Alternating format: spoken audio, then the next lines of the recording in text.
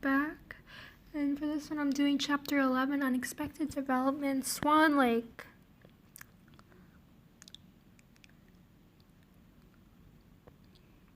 He summons his strength and tries to stand. I pressure my dagger against his neck, but he appears unfazed. You've lost, Odwin. Call off the engagement and lift Aliotis' curse or you'll what? You think I fear death? I will gladly, if it brings chaos to all of you. Let's meet in hell. Why are you doing this? Putting a curse on Aliotis doesn't serve you. You don't even love me. All you do is make everyone fear and hate you. I'll get you as my wife, but I don't love you.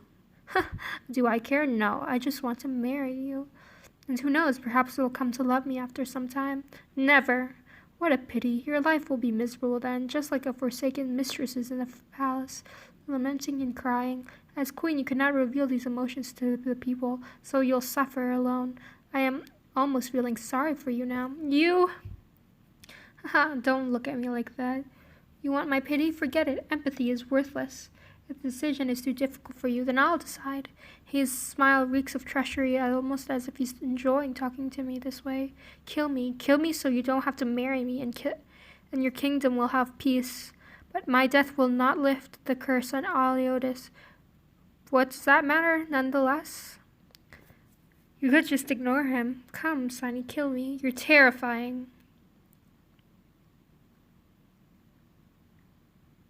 Haha, you wavered because of my words, didn't you, Sonny? You wanted to kill me, then do it. Do what your heart desires.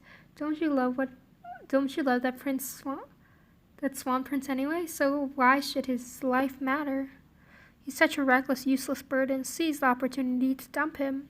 Aliotis is not a burden, and most certainly is not weak and useless. You'll never understand the value of friendship. Leave then. Get that dagger off my neck. Or maybe you couldn't bear to leave me and want to linger by my side. You shameless scum. I don't mind you looking at me. Who knows? I may recover if you stay a while. Perhaps we could take a walk in the forest, build a bond before marriage.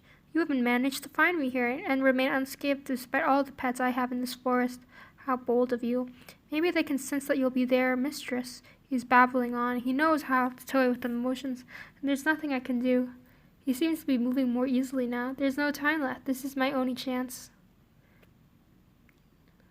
I look at him. He looks just like Aliotis. How devastating it would be if I never lift the swan's curse.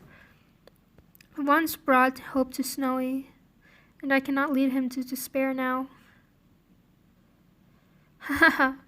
You really wouldn't kill me just to save that imbecile. Perhaps I'm just imagining things, but in those deranged eyes I seem to see tears. How moving. You gave up your marriage for him, but is it worth it? Of course it is. You wouldn't understand because no one would ever do that for you. And of course I wouldn't understand. You're just a bunch of conceited, ignorant fools. This isn't conceit. It's a promise to a friend. A friend. Humans are the worst with all their emotions. You'll all welcome to become my pawns. So what if you win? You'll never experience love nor joy. Joy comes when you marry me. Even if I marry you, I'll never love you. You'll only marry a shell. It doesn't matter, as long as you're mine. Intimacy, friendship, love, these are not important. These useless things are no match for you and your kingdom, which will be mine to play with. Odwin, I'll never let you harm my kingdom.